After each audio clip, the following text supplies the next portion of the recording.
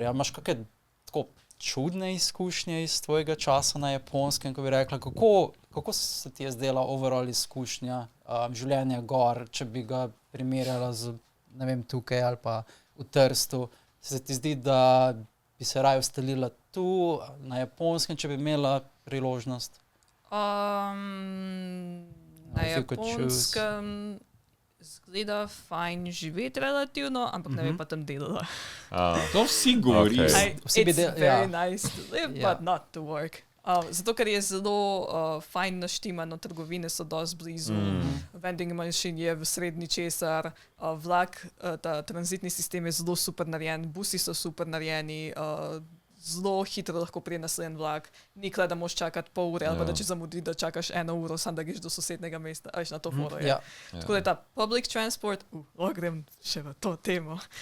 Pa convenience stores are actually convenient, ne, ker dejansko delajo 24/7. Ja, vse je not. Sicer dvakrat več stane vsaka stvar, kot v supermarketu. Supermarket, pa supermarketi so tudi odprti. Blizu hiše, ko sem bila pri mami, ki je šla delati za 1 let na Japonsko, sem šla pozdraviti med poletjem, je bil zraven supermarket, ki je delal do 1 po noči. In se je odprl ob 4 zjutraj. Zakaj so sploh se trudili zapreti? Pač, jih to, da ne porabijo elektriko, veš. To je neka pauza elektrike. I don't know, man. Mogoče nobenem se ni dal delati tiste night shifte. Čeprav sam 3 ure. Salarymani, ki spijo zunaj, ker ne morejo iti na vlak, in oni bi lahko šli takrat tišča so supermarket.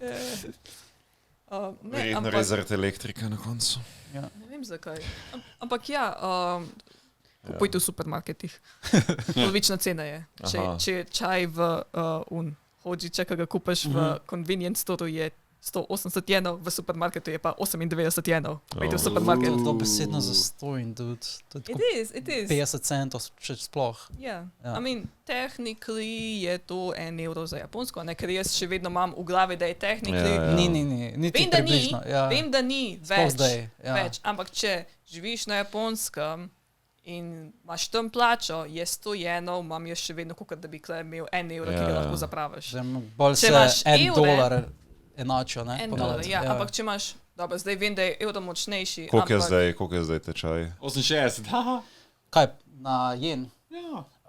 Mislim, zelo, recimo, jaz sem pred kratkim iz Amazona naročil in plačal sem 65,000 jenov, 6,500 jenov in dal malo manj kot 30 evrov. Pismo, to pa je. Tako da je bil, takrat je bil tečaj skoraj nič, očitno. Skoraj polovičen. Ja, polovičen. Sej, ko sem šla, sem je full splačal, ko sem iz, 30 evrov sem dobila, skoraj 20,000. 20,000 jenov. Jen proti dolarju je 100. 20,000 jenov? To so moje figurce ponovadi.